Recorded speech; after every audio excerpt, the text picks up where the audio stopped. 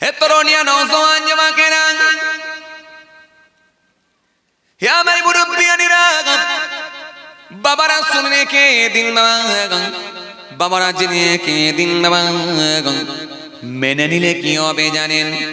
বড় ছোট মানামানি থাকবে, বড়দেরকে শ্রদ্ধা করবে, ছোটদেরকে স্নেহ করবে, মানুষের মধ্যে একটা শিষ্টাচার থাকবে, মানুষের মধ্যে চুরি থাকবে না, জেনা ব্যভিচার থাকবে না, মেরে নেওয়া থাকবে না, কেড়ে নেওয়া থাকবে না, হিংসা থাকবে না, প্রতিহিংসা থাকবে না, রিয়া থাকবে না, গীবত থাকবে না।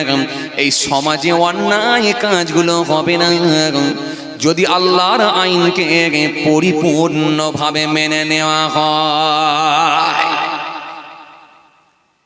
এই জন্য রব স্পষ্ট ঘোষণা দিলেন, সুন্দর করে আমার আল্লাহ বললেন, ইয়া আইয়ুহান নাসু উবুদু রাব্বাকুমুল্লাযী খলাকাকুম ওয়াল্লাযীনা মিন ক্বাবলিকুম লাআল্লাকুম তাত্তাকুন। হে মনুষ্য জাতি, হে মানুষ সকল, তোমরা রবের ইবাদত করো যিনি তোমাদেরকে সৃষ্টি করেছেন, তোমাদের পূর্বের মানুষগুলোকে সৃষ্টি করেছিলেন। উদ্দেশ্য অন্য কিছু নয়, একটাই উদ্দেশ্য, যাতে করে তোমরা মুত্তাকি পরেশগার হতে পারো। তাহলে আমার ইবাদত করলে কি হবে? পরেশগার হয়ে যাবে। আমার ইবাদত করলে কি হবে? মুত্তাকি হয়ে যাবে। আমার ইবাদত করলে কি হবে? সোজা পথের পথিক হয়ে যাবে। আমার ইবাদত করলে কি হবে? তোমাদের মধ্যে মানামানি থাকবে, তোমাদের মধ্যে সুন্দরভাবে জীবন যাপন করতে পারবে। পৃথিবীর জমিনে পথ চলাটা তোমাদের জন্য বড় সহজ হয়ে যাবে। আর যখন তোমরা আমার আইনকে মেনে নেবে, আমার হুকুমকে যদি তোমরা মেনে নাও, আমি আল্লাহ তোমাদের জন্য নিশ্চিতভাবে বেনিফিট দেব। ইন্নাল্লাযীনা আমানু ওয়া আমিলুস সলিহাত কানাত লাহুম জান্নাতুল ফিরদাউসি নুজুলা। নিশ্চয়ই যারা ঈমান এনেছে, পৃথিবীর জমিনে সৎ কর্মগুলো করেছে, সৎ কাজগুলো করেছে, আমি আল্লাহ বলছি তাদের জন্যই রয়েছে আমার জান্নাতুল ফিরদাউস। আরো জোরে বলেন, আরো জোরে বলেন। তাহলে আল্লাহর আইন যদি মেনে নেন, পৃথিবীর জমিনে পথ চলাটা আপনার জন্য খুব সহজ হয়ে যাবে। 65 বছর জীবনটা আপনার আরামের জিন্দেগি হয়ে যাবে। আর পরকালে আল্লাহ জান্নাতুল ফিরদাউস দেবে বলে ঘোষণা করে দিয়েছি। তাহলে আল্লাহর আইনকে মেনে নিলে কি হবে? ইহকাল পরকাল দুটো কালেতেই আপনি গেনার হবেন, সাকসেসফুল হয়ে যাবে। কথা কিছু বুঝতে পারছেন বাবাজি? তাহলে আইন মানলে আল্লাহর লাভ নেই, লাভ আমাদের, লাভ আমাদের। কথা ঠিক কিনা ভুল? এই জন্য আল্লাহ বলছে আমার আইন মেনে নাও, মেনে নাও আমার ডিসিপ্লিন, আমার আইনকে তোমরা মেনে নাও, আমার আইনে তোমরা প্রাধান্য দাও।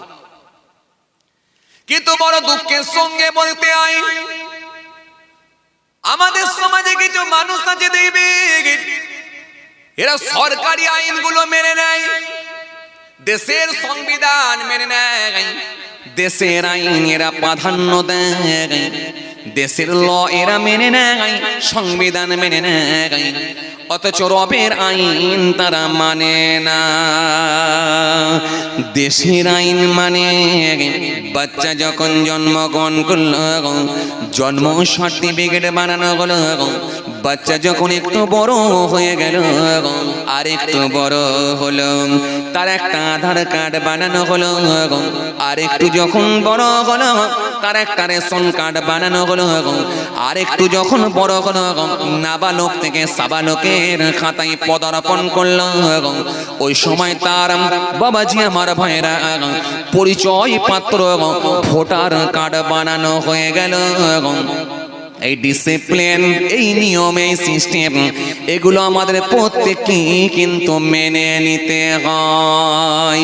ছেলে আপনার দুবাইয়ে যাবে, আমেরিকায় যাবে, ছেলে আপনার লন্ডনে যাবে, ছেলে আপনার সৌদি আরবে যাবে, এই জন্য আপনাকে পাসপোর্ট বানাতে হবে, ভিসা বানাতে হবে, বিদেশে গেলে পাসপোর্ট বানাতে হবে, কারণ দেশের একটা ল আছে, আইন আছে, এই সংবিধান আপনাকে মানতে হবে, নাহলে আপনি কিন্তু এ দেশের নাগরিক হতে পারবেন না, বাইরে যেতেই তো পারবেন না।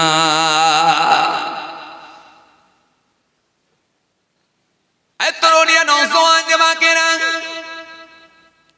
হে আমার মুরব্বিরা, শুনে রেখে দিন বাবা, তাহলে যে রাজ্যে আপনি বসবাস করবেন, রাজ্যের আইন আপনাকে মানতে হবে। যে দেশে আপনি বসবাস করবেন, দেশের আইন আপনাকে মানতে হয়। শুধু তাই নয়, রোডেতে যদি আপনি গাড়ি নিয়ে ড্রাইভিং করেন, বাবাজি আমার ভাইরা, এই ড্রাইভারি করলে আপনাকে লাইসেন্স বানাতে হবে। সরকার আপনাকে চালাবার অনুমতি দিয়েছে, স্বীকৃতি দিয়েছে, এই জন্য আপনাকে একটা লাইসেন্স বানাতে হয়। কেন? চালাবার অনুমতি পেয়েছি বলে এটা ডকুমেন্টস দেখাতে হয়। ও তরুণিয়া শুনে রেখে দিন, লাইসেন্স আপনাকে বানাতে হবে।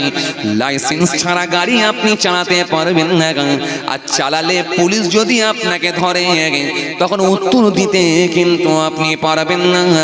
সুতরাং আপনাকে লাইসেন্স বানাতে হবে। লাইসেন্স বানানোর আগে বাবাজি আমার ভাইরা টাইল দিতে হবে।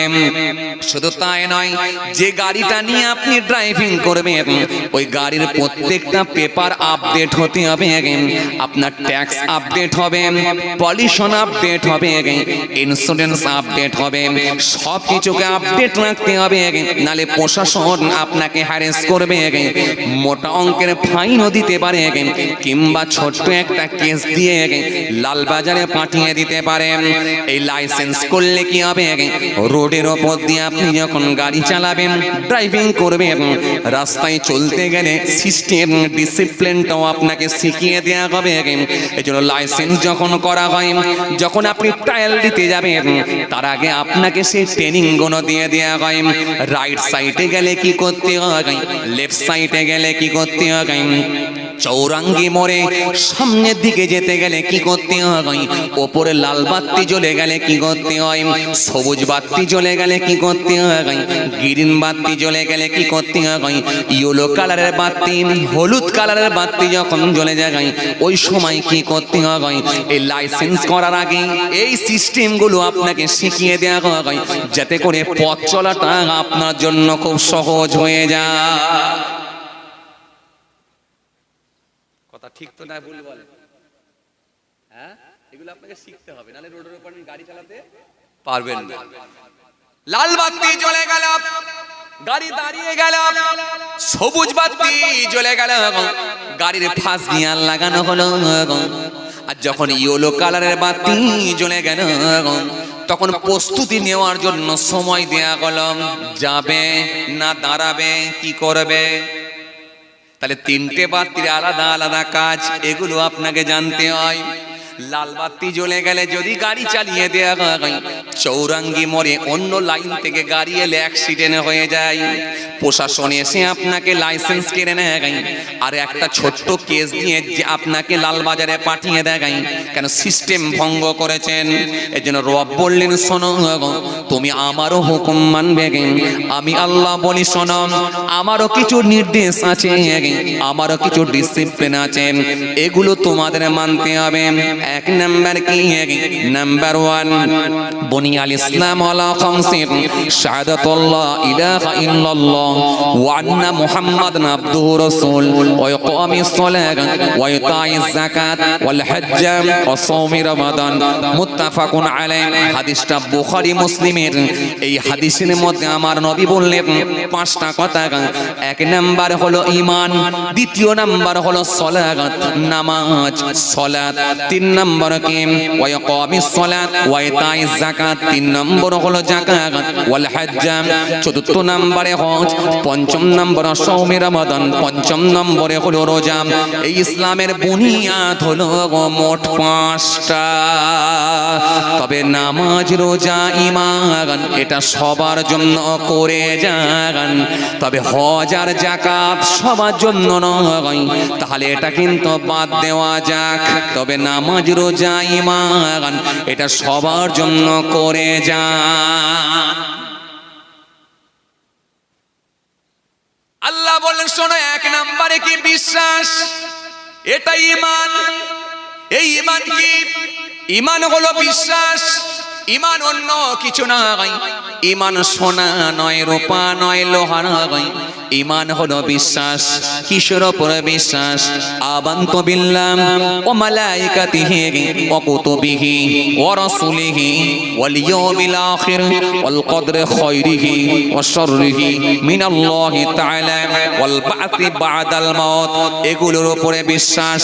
ইয়া আইয়ুহাল্লাযীনা আমানু আমিনু বিল্লাহি ওয়া রাসূলিহি ওয়াল কিতাবিল্লাযী নাযালা আলা রাসূলিহি ওয়াল কিতাবিল্লাযী আনজালা মিন ক্বাব ওয়া মান ইয়াকফুর বিল্লাহি ওয়া মালাইকাতিহি ওয়া কুতুবিহি ওয়া রাসূলিহি ওয়াল ইয়াউমিল আখির ফাকাদ দাল্লা দালালাম বাঈদা।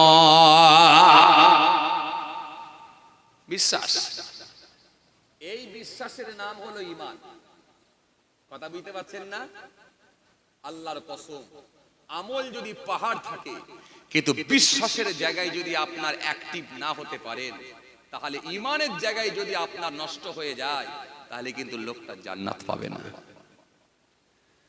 ঈমানের জায়গায় যদি সে ঈমান হারিয়ে নষ্ট করে ফেলে, ঈমান হারিয়ে যদি মৃত্যুবরণ করে, তাহলে কিন্তু সে নাজাত পাবে না। যদি ঈমান হারা হয়ে যদি মরে যায়, খুব ভালো করে বুঝবেন। এজন্য ঈমানটা হলো মাস্ট, এটা ফার্স্ট, এটা মাস্ট, এটা ফার্স্ট। শাহাদাতু লা ইলাহা ইল্লাল্লাহ, এই ঈমান না দেখে আল্লাহর উপরে বিশ্বাস করে নিয়েছেন, না দেখে ফেরেশতারা আছেন বিশ্বাস করে নিয়েছেন, না দেখে কিতাব সুমের উপরে বিশ্বাস করেছেন, এটা আল্লাহরই দেওয়া কিতাব বিশ্বাস করেছেন, না দেখে রাসূলুল্লাহর উপরে বিশ্বাস করেছেন, নবী আম্বিয়া সালামদের উপরে বিশ্বাস করেছেন, না দেখে পরকাল আছে, কিয়ামত আছে, জান্নাত আছে, জাহান্নাম আছে বিশ্বাস করেছেন, না দেখে বিশ্বাস করেছেন। ভালো মন্দ যা হয় সব আল্লাহর হুকুমে হয়, এটা মেনে নিয়েছেন, বিশ্বাস করে নিয়েছেন। আপনার মেয়ের বিয়েতে পানি হয়েছে, কিন্তু খালাতো ভাইয়ের মেয়ের বিয়েতে পানি হয়নি, আপনি কিন্তু প্রতিবাদ করেননি। আপনার জমির ফসল ভালো হয়নি, কিন্তু ফুফুতো ভাইয়ের জমির ফসল ভালো হয়েছে, এটা আপনি মেনে নিয়েছেন। আল্লাহ যেটুকু দিয়েছে সেটুকুই পেয়েছি, আলহামদুলিল্লাহ, আমার কোনো রাগ নেই, কোনো দুঃখ নেই, কারণ বিশ্বাস করে নিয়েছি।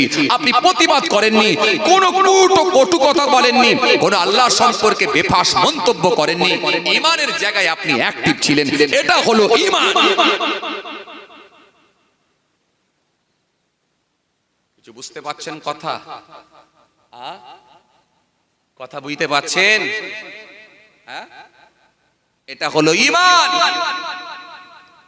এই ঈমান আপনি রেখেছেন, এই ঈমান নিয়ে যদি আপনি মৃত্যুবরণ করতে পারেন, কেন রাসূল করিম সাল্লাল্লাহু আলাইহি সাল্লামকে জিজ্ঞাসা করা হয়েছিল, মাল ঈমান, ঈমান কি? আল্লাহ নবী বলেন, ক্বালা ইযা সাররাতকা হাসানাতুকা ওয়া সাআতকা সাইয়্যাতুকা ফাআনতা মুমিনুন। আল্লাহ নবী বললেন, শোনো, আমি রাসূল বলছি, শোনো, যখন তুমি কোনো ভালো কাজ করবে, ওই ভালো কাজে তোমার মধ্যে অনুভূতি আসবে, অসৎ কাজে তুমি ব্যতীত হবে, তুমি হবে মুমিন। রাসূল করিম সাল্লাল্লাহু আলাইহি জিজ্ঞাসা করা হলো, হুজুর, ইয়া রাসূলুল্লাহ, হাবিবাল্লাহ, হুজুর, সুফিয়ান সাকাফি থেকে বর্ণিত হাদিস, কুল্লি ফিল ইসলামে কাউলান লা আসআলু আনহু আহাদান বা'দাকা। ইয়া রাসূলুল্লাহ, হাবিবাল্লাহ, হুজুর, ইসলাম সম্পর্কে এমন কথা বলেন যেটা আপনার পরে কাউকে জিজ্ঞাসা করব না। অপর বর্ণনা এসেছে, হুজুর, কারোর থেকে ধার করব না। আল্লাহ নবী বলেন, বলো, কুল আমানতু বিল্লাহ সুম্মা ইসতাকিম, বলো আমি আল্লাহর উপর ঈমান আনছি, সুম্মা ইসতাকিম, তার উপরে তুমি অবিচল থাকো। জোরে বলবেন না? আরো খুশি মনে বলবেন না? তাহলে আল্লাহর উপরে ঈমান আনা আর মৃত্যু পর্যন্ত ঈমানকে বাঁচিয়ে রাখা খুব কঠিন ব্যাপার। শুধু লা ইলাহা ইল্লাল্লাহ মুহাম্মাদুর রাসূলুল্লাহ সাল্লাল্লাহু আলাইহি সাল্লাম এটা বললি শেষ নয়, কারণ এটা আপনিও বলেছেন, এটা আপনিও বলেছেন। আপনাদের এলাকায় কোন গায়ের কম নেতা এসে সেও যখন এই রকম ফুটবল মাঠে যখন বক্তৃতা রাখতে গিয়েছিল, রাজনীতির কোন সমাবেশ হয়েছিল, সেখানে মানুষের মন জয় করার জন্য, মুসলমানদের ভোট নেওয়ার জন্য সেও কিন্তু লা ইলাহা ইল্লাল্লাহ মুহাম্মাদুর রাসূলুল্লাহ সেও পড়েছিল। কথা বলছেন না কেন? বলছেন না কেন? অথচ লোকটা গায়ের কম অমুসলিম লোক, সেও পড়েছিল। কেন? সে জানে এটা হলো মুসলিম কমিউনিটি, এখানে বেশি, এখানে মুসলিম বেল্ট বেশি, এখানে মুসলিম। এখানে যদি একবার লা ইলাহা ইল্লাল্লাহ মুহাম্মদ রাসূলুল্লাহ সাল্লাল্লাহু আলাইহি সাল্লাম এটা বলে দেওয়া যায়, তাহলে সহজেই কিন্তু ভোটটা পেয়ে যাব ভাই। কিন্তু সে বিশ্বাস করেনি। লা ইলাহা ইল্লাল্লাহ বলেছে, কিন্তু নেই কোনো মাবুদ আল্লাহ ছাড়া, এটা কিন্তু বিশ্বাস করেননি। তার সঙ্গে আপনার তফাৎ হলো কি, সে বিশ্বাস করেনি, কিন্তু আপনি বিশ্বাস করেছেন, অন্তর থেকে মেনে নিয়েছেন আল্লাহ ছাড়া কোনো মাবুদ নাই। জোরে বলবেন না, আল্লাহ ছাড়া কোনো মাবুদ নাই। এই জন্য আপনি একটাই করেন, সেটা কি, আপনি যখন নামাজের পাটিতে দাঁড়িয়ে যান, আপনি সিজদা দেন, আল্লাহর কুদরতি পায়েতে সিজদা দিয়ে মাথা নত করে দেন। কিন্তু সে আল্লাহকে বিশ্বাস করেনি, সে বট গাছের নিচে গিয়ে মাথা নিচু করে, সে পাথরের কাছে গিয়ে মাথা নিচু করে, সে মূর্তির সামনে গিয়ে মাথা নিচু করে, সে পানির কাছে সাহায্য চাই, সে সূর্যের কাছে সাহায্য চাই। কিন্তু আমরা পৃথিবীর জমিনে কোন বস্তুর কাছে, কোন জিনিসের কাছে, কোন জিনিসের কাছে সাহায্য চাই না। আমরা যা কিছু বলি একমাত্র স্রষ্টা সৃষ্টিকর্তা রব্বুল আলামিন আল্লাহর কাছে আমরা বলে থাকি। তফাৎটা কিছু বোঝা গেল? কোন জায়গায় তফাৎ কিছু বোঝা গেল? এ বাবাজি বোঝা গেল? এই জায়গাটাই বোঝা গেল। এই যে এটা হলো ঈমান। বুনিয়াদ কটা বলেছিলাম? ভুলে গেলেন আপনারা? বুনিয়াদ কটা বলেছিলাম? পাঁচটা। ভালো করে মনে রাখবেন, পাঁচটা বলেছিলাম। এক নম্বরে বলেছিলাম ঈমান। চলুন একটু টাচ মেরে দিচ্ছি খালি। দ্বিতীয় নম্বরে হলো সালাত। সালাত নামাজ। নামাজটা পড়লে কি হবে? সোজা রাস্তা তোমরা খুঁজে পাবে। কারণ জোহর থেকে নিয়ে আসর পর্যন্ত ছোট্ট একটা বিরতি দেবে, গ্যাপ দেবে। জোহরের নামাজ পড়েছ, এরপরে আসরের নামাজ পড়বে, মাঝখানে একটা ছোট্ট বিরতি দেবে, গ্যাপ দেবে। কিন্তু এই বিরতির ভেতরে যদি কোনো অন্যায় কাজের দিকে অগ্রসর হও, তোমার বুকের ভিতরে একটা কম্পন হবে, এখনই আসরের নামাজ পড়ব, কেমন করে আমি অন্যায় করব। এই আসর থেকে নিয়ে মাগরিব মাঝখানে ছোট্ট একটা জায়গা, এখানে তুমি বিরতি দেবে। এর ভেতরে যখন লটারির টিকিট কাটতে যাবে, তোমার বুকের ভিতরে একটা কম্পন হবে, এখনই আসরের নামাজ পড়ে এসেছি, মাগরিবের নামাজ কিছুক্ষণ পরেই পড়ব, সামনে মাগরিবের নামাজ, কেমন করে আমি অন্যায় কাজ করব, কেমন করে লটারির টিকিট কাটব। বুকের ভেতরে একটা কম্পন হবে। এই মাঝখানে বিরতির সময় কোনো অন্যায় কাজ করবে না, নামাজ তোমাকে গার্ড করবে। মাগরিব থেকে নিয়ে ঈশা পর্যন্ত ছোট্ট একটা মাঝখানে গ্যাপ পাবে, বিরতি দেবে। এই বিরতি দেওয়ার পর এর ভেতরে যখন তুমি অন্যায় কাজের দিকে ধাবিত হবে, বুকের ভিতরে একটা কম্পন হবে, কেমন করে আমি যাব সামনে এশার নামাজ। এই মাগরিব পড়ে এলাম, আমার দ্বারা এই অন্যায়টা হবে না। এই জন্য আমার আল্লাহ সালাতটাকে এত সুন্দর করে দিয়েছে, যাতে করে মানুষ অন্যায় কাজ থেকে মুখ ফিরাতে পারে যদি সে সালাত আদায় করি। জোরে হয় না? আরো জোরে বলেন, আরো জোরে বলেন। আর যখন এই সালাত থেকে তুমি দূরে থাকবে, তখন অন্যায় কাজে তোমার হলেও কিন্তু তুমি আরো বুকের ভিতরে কম্পন হবে না, তুমি অন্যায় কাজগুলো থেকে বাঁচতে পারবে না। এই জন্য সালাত আদায় করবে। সালাত আদায় করলে কি হবে? কোরআনে স্পষ্ট ঘোষণা দিয়েছেন, ইন্নাস সালাতা তানহা আনিল ফাহশাই ওয়াল মুনকার।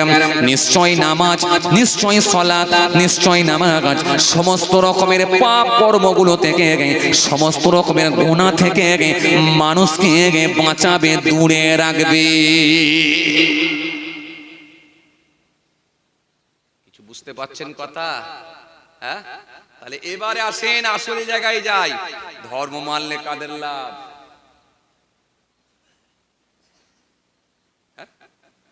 এরপরও আপনারা বুঝতে পারবেন, উত্তর দিচ্ছেন না কেন? ধর্ম মানলে কাদের লাভ? পথ চলাটা তোমার সহজ হবে, পৃথিবীর জমিনে অন্যায় করতে পারবে না, কারণ তুমি যখন ধর্মকে পরিপূর্ণভাবে মেনে নেবে রাস্তাটা পুরো ক্লিয়ার পাবে। লাইসেন্স করে নিয়েছো, লাইসেন্স যখন করে নেবে পথ চলাটা তোমার জন্য সহজ হবে, কোন জায়গায় কি করতে হবে জেনে থাকবে। আর ধর্মকে যখন তুমি মেনে নেবে রোডে অ্যাক্সিডেন্ট আর হবে না, তখন সংঘর্ষ আর হবে না, তোমার পথ চলা খুব সহজ হবে। বড়কে দেখবে দাঁড়িয়ে পড়বে, শ্রদ্ধা করবে, মুসলমানকে দেখবে আসসালামু আলাইকুম দিয়ে শুরু করবে, মানুষের সঙ্গে কথোপকথন করবে, মিষ্টি সুরে করবে, অন্যায় করতে পারবে না। আপোষের মধ্যে কেউ যদি ঝগড়া লেগে যায়, তুমি যদি ধার্মিক হও তুমি গিয়ে সেখানে তুমি আগুনে পেট্রোল ঢালবে না, বরং দুপক্ষকে এত সুন্দর করে মিষ্টি মিষ্টি কথা বলে বোঝাবে, বুঝিয়ে দুপক্ষের মধ্যে আবার সুন্দর করে সে অ্যাডজাস্ট করে দেবে, যাতে করে তাদের মধ্যে সুন্দর একটা সঠিক সলিউশন দেবে, সমাধান দেবে, কারণ এটা তুমি ধর্ম মেনেছো। এজন্য দেখবেন মাঝে মধ্যে যখন ঝগড়া লেগে যায়, দেখবেন তৃতীয় পক্ষ একজন কেউ এসে আবার বোঝাতে চেষ্টা করে, করে কি করে না, আসলে সেই লোকটা ধর্ম মেনেছে বলে। এরা ধর্ম এখনো ঠিকঠাক মানেনি তাই ঝগড়া করছে, যদি ঝগড়া করতো ধর্ম মেনে নিত এই ঝগড়াটা করতো। ঝগড়া করলেও কিন্তু একজন বললেও আর একজন কিন্তু তাকে বোঝাবার চেষ্টা করত। দুপক্ষ যখন লেগে গেছে তার মানে ধর্ম ওরা মানছে না। তাহলে ধর্ম মানলে কাদের লাভ? জোরে বলো কাদের লাভ? আমাদের। এই 80 বছরের জিন্দেগিটা চলা তোমার খুব সহজ হবে। এবার আল্লাহ সুন্দর করে বলেন শোনো, এবারে তোমাদের যদি পথ চলাটা কোনো অসুবিধা হয়, তোমাদের পথ চলা যদি কোনো অসুবিধা ফিল করো, মাঝে মাঝে আমার হাবিবুল্লাহ থেকে কালেকশন করো, আমার হাবিবুল্লাহকে আমি আল্লাহ তোমাদের জন্য মাস্টার, তোমাদের জন্য আমি আল্লাহ শিক্ষক, তোমাদের জন্য উস্তাদ বানিয়ে দিয়েছি। জোরে হয় না? আরো জোরে বলো, আরো জোরে বলো। আতাকুমুর রাসূলু ফাখুযুহু ওয়া মা নাহাকুম আনহু ফান্তাহু। আমার রাসূল তোমাদেরকে যা আদেশ করে তোমরা স্বতঃস্ফূর্তভাবে গ্রহণ করো, নবী যেগুলো তোমাদের বারণ করে সেগুলো থেকেই তোমরা বিরত থাকো, কারণ নবীর আদেশ আর নিষেধ মানে আমি আল্লাহ আমার আদেশ আর নিষেধ। নবী বললেন শোনো, যদি তোমরা আমার আল্লাহর ধর্ম মেনে নাও তাহলে শুনে রেখে নাও, এই সংবিধানটাকে মেনে নাও। আমি রাসূল তোমাদের জন্য দুটো জিনিস ছেড়ে গেলাম, রেখে গেল আমি তোমাদের তরে সেরা দুটি উপহার, আল্লাহর বাণী কোরআন মাজিদ আর বাণী আমার। জোরে হয় না? আরো জোরে হয় না? আরো জোরে হয় না? এবার আসেন, পথ চলবেন যখন রাসূলুল্লাহ থেকে কালেকশন করুন, কারণ নবীকে আমার আল্লাহ সকলের জন্য মাস্টার করে গে, আমার রাসূলুল্লাহকে শিক্ষক করে গে, অ্যাজ এ টিচার করে, অ্যাজ এ লিডার করে, অ্যাজ এ কমান্ডার করে আমার নবীকে আমার আল্লাহ পৃথিবীর জমিনে প্রেরণ করেছিলেন। আপনি কোশ্চেন করুন, ইয়া রাসূলুল্লাহ চুল কেমন করে চিরুনি করব? নবী বললেন এই রকম করে চিরুনি কর। ইয়া রাসূলুল্লাহ দাড়ির চুলটা কেমন করে কাটব? নবী বললেন 3 রকম কাট, জুম্মা লিম্মা ওফরা কাট। ইয়া রাসূলুল্লাহ ভাত কেমন করে খাব? নবী বললেন খাওয়ার তোরা আদবগুলো দিকে লক্ষ্য করে খা। ইয়া রাসূলুল্লাহ জামা কেমন করে পরব? নবী বললেন সন জামা কেমন করে পরবি? ইযা লাবিসা কামিসন ওয়াদআন বিমা ইয়ামিনিহি। আমি রাসূলুল্লাহ তোদের শেখাচ্ছি এই রকম জামা পর। সুতরাং জামা পরা, খাওয়া, হাঁটা, শোয়া, লেবাস, পোশাক, জুব্বা নবী সব আপনাকে দিয়ে গেলেন। পৃথিবীর মানুষের যা কিছু দরকার আমার রাসূলুল্লাহ থেকে খুঁজে খুঁজে বার কর। জোরে হবে না? এবারে আসে, নবী বললেন শোনো পৃথিবীর মানুষ, রাস্তা হবে দুটো, একটা হলো মহিলাদের রাস্তা আর একটা হলো পুরুষদের জন্য রাস্তা। দুটো রাস্তা তোমাদেরকে দেখিয়ে দিচ্ছি। ও পুরুষেরা, তুমি যেন তোমার রোড ছেড়ে এ রোডে আসবে না। ও মহিলারা, তুমি যেন তোমার রোড ছেড়ে ওই রোডে যাবে না। যে যা রাস্তা দিকে তোমরা অগ্রসর হবে অ্যাক্সিডেন্ট হবে না। রাসূলুল্লাহ পুরুষদের জন্য বললেন, মহিলাদের জন্য বললেন। চলুন এবারে দুটো পার্ট বের করলাম। এবার আমি একটা একটা করে পার্ট নিয়ে একটু আলোচনা করব। কষ্ট কি আপনাদের হচ্ছে বলো? জোরে বলেন মাশাআল্লাহ। একবার তাকবীর দেন, নারায়ে তাকবীর। একটু সবাই মিলে দেন নারায়ে তাকবীর। একটু বসে যান আপনারা। আমার ভাইগুলো অনেকক্ষণ ধরে দাঁড়িয়ে আছে গেটেতে দেখছি। বসেই যান। কেন জানেন? দাঁড়িয়ে থাকার থেকে বসে পড়া ভালো। কেন জানেন? দাঁড়িয়ে থাকার থেকে বসে পড়া ভালো, আর চলে যাওয়ার থেকে দাঁড়িয়ে থাকা ভালো।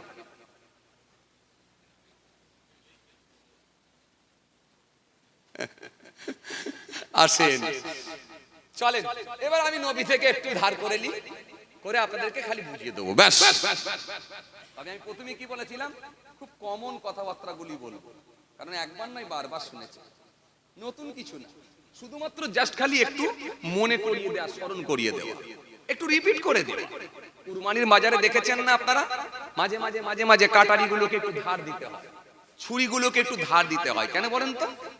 অনেকদিন হয়ে গেছে, জং পড়ে গেছে, একটু পরিষ্কার করে নেওয়া হলো, একটু ধার দেওয়া হলো, যাতে করে কাটতে সুবিধা হবে। জলসার মাহফিল দিয়েছেন মানে একটু ধার করে দেওয়া হলো, একটু ভালো করে জং ধরাগুলোকে পরিষ্কার করে দেওয়া হলো। তবে এমনটা নয় যে আপনাদেরকে নতুন করে আবার কিছু শোনাতে হবে, এমন না।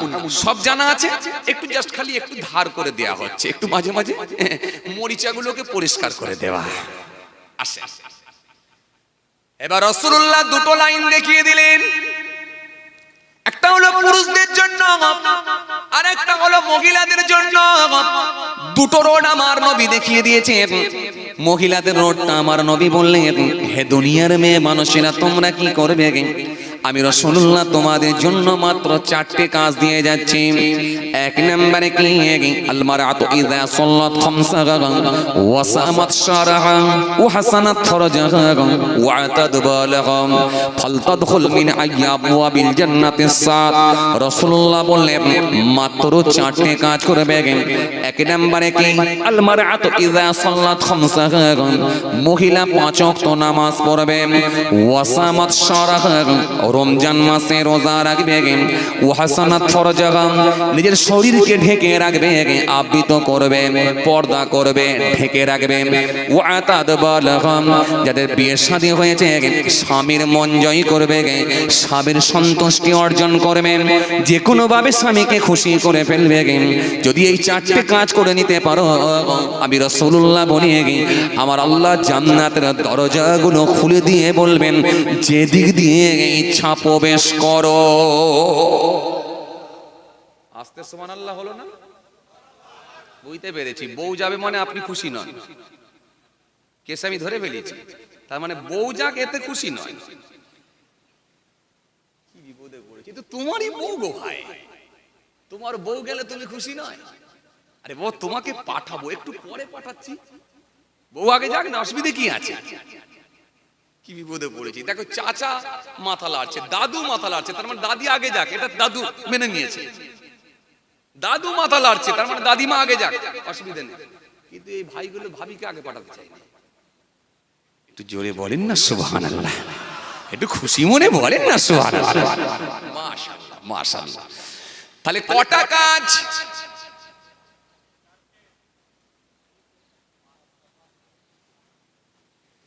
কোথা ছিল?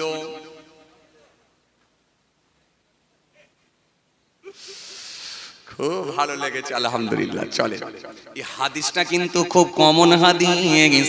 এটা একবার নয়, বারে বারে আপনারা শুনেছেন, তাই না? তাহলে মহিলার জন্য কটা কাজ? চারটে কাজ। এক নম্বরে কি? বলো, নামাজ। দ্বিতীয় নম্বরে কি? রোজা। তিন নম্বরে কি?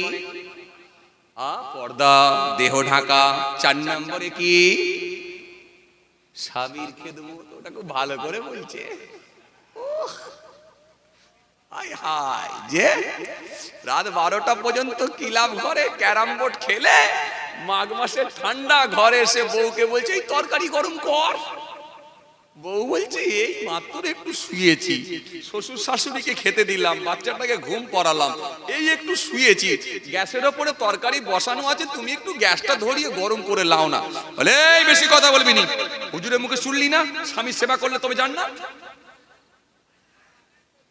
কি বিপদে পড়িছি আল্লাহ। হ্যাঁ আসেন, এই হাদিসটা কিন্তু খুব কমন হাদিস, কিন্তু এই হাদিসটাকে নিয়ে যদি ব্যাখ্যা করা হয় এই হাদিসটাই কিন্তু অনেক কথা বেরিয়ে আসবে ভাই। আপনারা ভাবছেন নামাজ রোজা এটা বড় সোজা, তারপরে এলো পর্দা, স্বামীর সেবা, এই দুটো কিন্তু খুব চাপের কথা।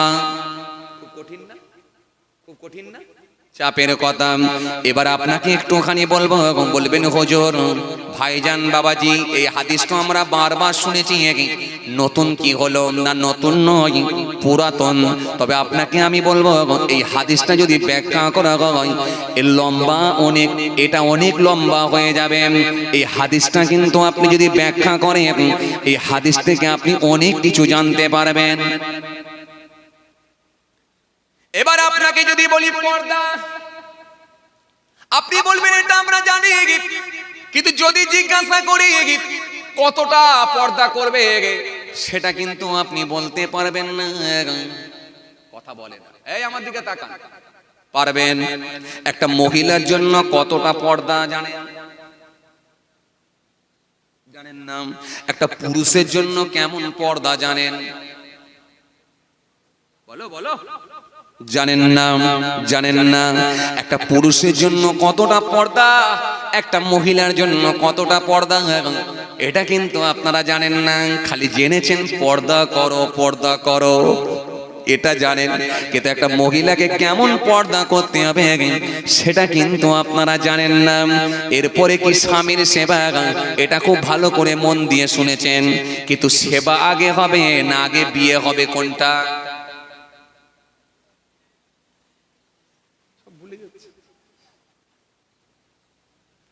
সেবা আগে হবে না আগে বিয়ে হবে কোনটা? জোরে বলো। বিয়ে না সেবা কোনটা? আচ্ছা এক দাদুই বলেন, দাদুই ভালো বলতে পারবে, চাচাই ভালো বলতে পারবে, আগে বিয়ে না আগে সেবা কোনটা?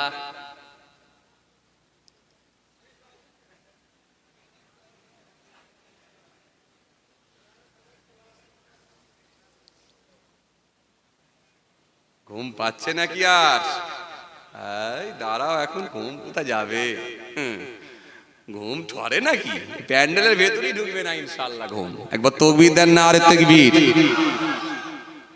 কি রে ভাই, দিনের বেলা কি রোজা ছিলেন নাকি? তাকবীরের গতি একটু জোরে দেন না, আরে তাকবীর। কিছু লোক যেন মুখ বন্ধ করে রেখেছেন, বলে হুজুর সব হুজুর এসে বলছে না আরে তাকবীর দিতে। আরে কেউ কারোর আব্বাকে ডাকেনি, কিন্তু ডাকছে কাকে? আল্লাহু আকবার। আল্লাহ সব থেকে বড়। বললে কোনো সমস্যা আছে? বলো, কোনো সমস্যা? কোনো সমস্যা? সমস্যা নেই। কে আল্লাহ? কে আল্লাহ?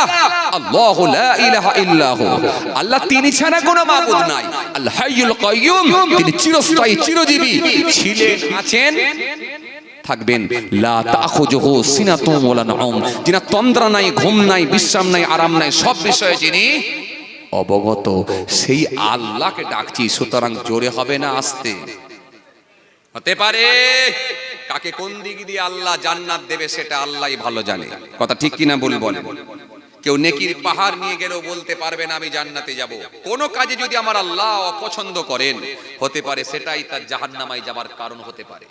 কোন ভালো কাজকে যদি আল্লাহ পছন্দ করে নেন, জি একবার নয় একাধিকবারে আপনারা ওয়াজ শুনেছেন, কুকুরকে পানি খাইয়েছিল এক মহিলা, এই ওয়াজ আপনারা বারে বারে শুনেছেন। 12 বছর জিনা করার পরেও কুকুরকে পানি খাওয়ানোর কারণেতে আল্লাহ তার পূর্বের গুনাহগুলোকে মাফ করে দিয়েছিল। ভালো লেগেছিল, আমলটা কাজটা ভালো লেগেছিল, বিচার হবে ভালো লেগেছিল, আল্লাহর নামে তাজিম করেছিল, আল্লাহর নামে সম্মান দিয়েছিল, মাতাল হলেও কিন্তু আল্লাহর নামে তাজিম করার জন্য ওই ভালো কাজটা আল্লাহর পছন্দ হয়ে গিয়েছিল। আল্লাহ তিনাকে কবুল করে নিয়ে ওলি আল্লাহদের খাতায় তিনার নাম তুলে দিয়েছিলেন। জোরে বলবেন না? তো কোন ভালো কাজটা আল্লাহর পছন্দ হয়ে যায়? আজকে যে উদার মনে, খোলা মনে, আন্তরিকতার সহিত যখন আল্লাহু আকবার দিচ্ছেন, এটা আল্লাহকে ভালো লেগে যেতে পারে, হতে পারে এটাই আপনার জন্য একবারে জান্নাতে যাওয়া নিশ্চিত হয়ে যেতে পারে। আল্লাহ কোনটাকে পছন্দ করে নেবে আমরা কেউ জানি না, আমরা কেউ জানি না। সুতরাং আমরা ডাকছি কাকে? আল্লাহকে। চলুন সবাই মিলে সমস্বরে উচ্চ আওয়াজে মোহাব্বতের সঙ্গে আন্তরিকতার সহিত একবার সবাই মিলে দেন নারায়ে তাকবীর। এই মাশাআল্লাহ, আরেকবার দেন নারায়ে তাকবীর। সবাই মিলে দেন নারে দিবে সিলসিলায়ে মুজাদ্দিদুল জামা দাদা পীরের হক সিলসিলা, দাদা পীরের হক সিলসিলা সসিনা গ্রামের বাৎসরিক সালে সব নার দিবে। মাশাআল্লাহ মাশাআল্লাহ। আর ঘুম আছে নাকি?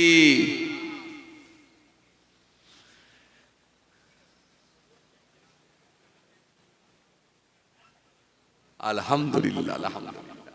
আসেন হে রওয়াজের পাঠ যেখান থেকে ছেড়ে এলাম সেই দিকে যায়। কোথায় ছেড়ে এলাম? এই আমার দিকে তাকান, কোথায় ছেড়ে এলাম?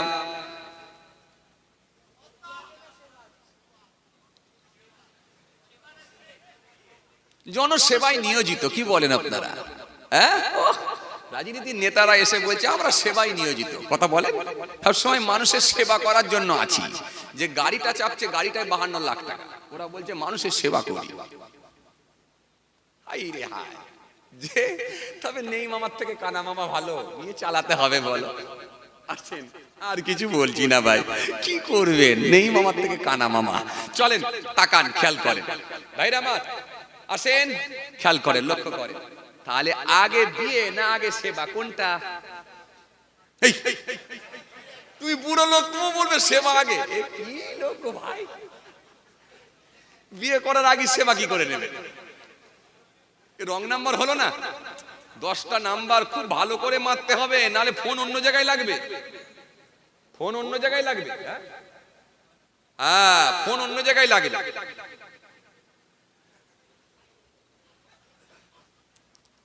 আসেন, তাহলে আগে বিয়ে, তাই তো? তাহলে বিয়ে যদি করতে হয়, বিয়ের শর্ত কটা জানেন? বিয়ে কয় প্রকার জানেন?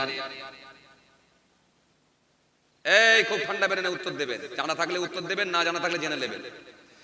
বিবাহ কয় প্রকার জানেন? জানেন না? সর্বনিম্ন মোহর কত টাকা দিতে হয় জানেন?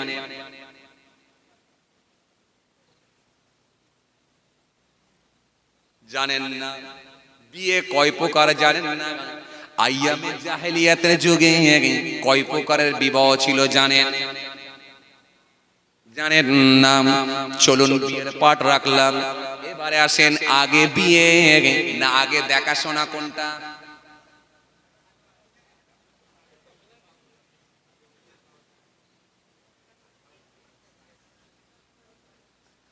খুব ঠান্ডা বেড়ে উত্তর দেন।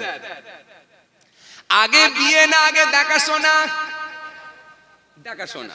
তাহলে আগে যদি দেখাশোনা হয়, দেখতে যাবে কে জানে? বাপ যাবে, দাদু যাবে, ছেলে যাবে, ছেলের মা যাবে, ছেলের নানি যাবে, ছেলের দাদি যাবে, কে যাবে? ছেলের 36টা বন্ধু যাবে, কে যাবে?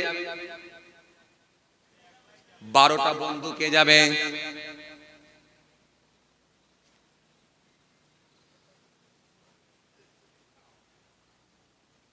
চাপ। আচ্ছা, দেখাশোনা যদি আগে হয়, একটা মহিলা দেখতে যখন যাবে, কোন কোন জায়গা দেখা বৈধ আছে জানেন? চুল, নাক, কান, চোখ, দাঁত, কোন জায়গাগুলো দেখা বৈধ জানেন?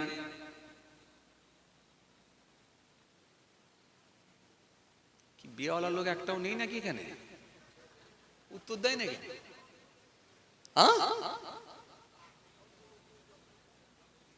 অন্তত দাদুগুলো চাচাগুলো অন্তত বলবে। নিজে পাগড়ি পরেছে, ছেলের মাথায় পরিয়েছে, পোতার মাথায় পরিয়েছে, এই হাতে 3 বার 4 বার পাগড়ি পরালো। কি বাবাজি কষ্ট হচ্ছে নাকি আপনাদের?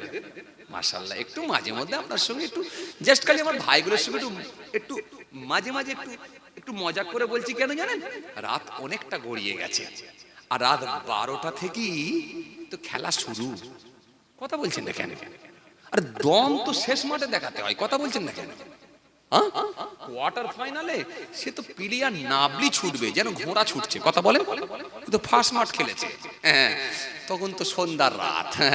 এরপরে কোয়ার্টার ফাইনালের পরে সেমিফাইনালটাও আবার প্লেয়ারের পায়ে চোট হলেও হাতে চোট হলেও টন টন, কেন ওটা জিতলে তবে ফাইনাল। আর রাত 12টা থেকে 3টে পর্যন্ত এটা হচ্ছে ফাইনাল টাইম, মানে একেবারে ঘুম বলতে ছাড়বো না, আর আমি বলছি ঘুমকে ধরতে দেবো না। শয়তান বলছে বাড়ি পাঠিয়ে দেবো, এখানে বসতে দেবো না, আর আমি বলছি শয়তান তোকে গেটের ভেতরে ঢুকতে দেবো না। টন টন উত্তেজনা, কথা ঠিক কিনা? তো রাত 12টা থেকে আমাকে দিয়েছেন, হ্যাঁ, তার মানে বুঝতে পারছেন কেমন টাইম, পড়া টাইম, মারাত্মক ব্যাপার। চলেন, কষ্ট হচ্ছে আপনাদের? জোরে বলেন চাচা, কষ্ট হচ্ছে? মাশাআল্লাহ, একটু তাকবীর দেন, নারে তাকবীর, আরো জোরে দেন নারে তাকবীর, আরো জোরে দেন নারে তাকবীর। মাশাআল্লাহ মাশাআল্লাহ মাশাআল্লাহ। ও আল্লাহ, এটা আমার টাইম শেষ হয়ে এসেছে গো।